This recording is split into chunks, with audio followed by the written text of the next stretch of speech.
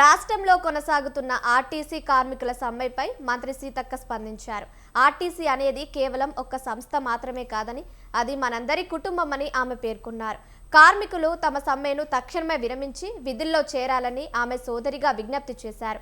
సమ్మె కారణంగా రాష్ట్రంలోని సామాన్య ప్రజలు, ముఖ్యంగా ఆడబిడ్డలు ప్రయాణాల కోసం తీవ్ర ఇబ్బందులు పడుతున్నారని ఆమె ఆవేదన వ్యక్తం చేశారు.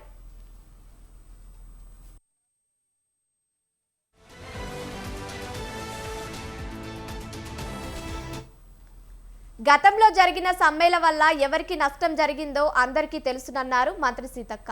అప్పట్లో కార్మికులు పడ్డ ఇబ్బందులు మళ్లీ పునరావృతం కాకూడదన్నదే తమ ప్రభుత్వ ఉద్దేశమన్నారు. ఎప్పుడు చర్చల ద్వారా సమస్యలను పరిష్కరించుకోవడానికే మొగ్గు చూపుతోందన్నారు. ప్రభుత్వం ప్రతిష్టాత్మకంగా అమలు చేస్తున్న మహాలక్ష్మి వంటి పథకాలు విజయవంతం కావడంలో ఆర్టీసీ కార్మికుల పాత్ర కీలకమైందన్నారు. ఆర్టీసీ ఇంకా ప్రభుత్వంలో పూర్తి స్థాయిలో విలీనం కాకపోయినప్పటికీ కార్మికుల సంక్షేమాన్ని దృష్టిలో ఉంచుకొని ప్రతి నెల 1వ తారీఖునే జీతాలు అందేలా ప్రభుత్వం చర్యలు తీసుకుంటుందని ఆమె చెప్పుకొచ్చారు.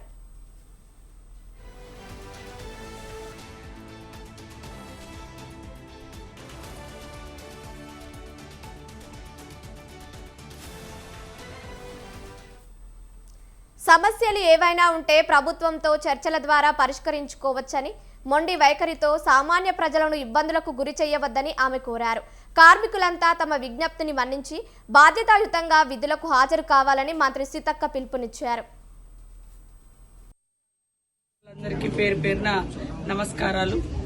దయచేసి మీరు చేస్తున్నటువంటి సమ్మె ఏదైతుందో దాన్ని విరమించుకొని మరి ప్రభుత్వం ఏర్పాటు చేసినటువంటి కమిటీతో చర్చలలో కూర్చోవడంతో చర్చల ద్వారా మాత్రమే సమస్య పరిష్కారం అవుతుంది. మీరు తీసుకొచ్చినటువంటి దాదాపు 32 అంశాలలో మన తెలంగాణ రాష్ట్ర ప్రభుత్వం, ముఖ్యమంత్రి గారు, అదేవిధంగా ఆర్టీసీ శాఖ వారు, మరి సంబంధిత మంత్రులు పొన్నం ప్రభాకర్ గౌడ్ గారు, వారందరూ కూడా మరి మీతో చర్చలు జరపడానికి అధికారులతో కూడినటువంటి కమిటీని కూడా నియమించడం జరిగింది. ఆ కమిటీలో మీరు కూర్చున్నారు. హడావుడిగా చేయడంతో రేపు భవిష్యత్తులో కోర్టు సమస్యలు కూడా ఉంటాయి కాబట్టి అనే ఉద్దేశంతో కొంత డిలే అయింది. దాన్ని అన్నేదగా భావించకుండా ఈ రోజు ఫ్రీ బస్సులో మహిళలు, లక్షలాది మంది మహిళలు రోజు ప్రయాణిస్తున్నారు. అందులో చాలా అంటే 99% పేదింటి బిడ్డలే ప్రయాణిస్తున్నారు. స్కూళ్లకు కావచ్చు, కాలేజీలకు కావచ్చు, లేదా ఎక్కడన్నా పనికి వెళ్లడానికి కావచ్చు, లేదా ఇతరత్ర సొంత అవసరాల కోసం కూడా రాష్ట్ర వ్యాప్తంగా వివిధ పనుల నిమిత్తం తిరుగుతున్నటువంటి మహిళలకు ఈ మీరు చేస్తున్నటువంటి సమ్మె మూలంగా తీవ్రమైనటువంటి ఆటంకం ఏర్పడుతుంది, ముఖ్యంగా పేదింటి బిడ్డలకు. అదే కాకుండా సామాన్యులు కూడా, మరి మగవాళ్లు కూడా వాడేది మన ఆర్టీసీ సేవల్ని. వీటిని దృష్టిలో పెట్టుకుని మీరు ఇచ్చినటువంటి 32 అంశాలలో దాదాపుగా 29 డిమాండ్ల పట్ల ప్రభుత్వము సానుకూలంగా ఉంది. అవి పరిష్కరించుకునే దిశగా చర్చలలో ఉండడం మూలంగానే పరిష్కారం అవుతాయి. కాబట్టి మరి ఈ రోజు కొంతమంది ఫ్రీ బస్ అంటే వ్యతిరేకిస్తున్నారు, చూస్తా ఉన్నాం.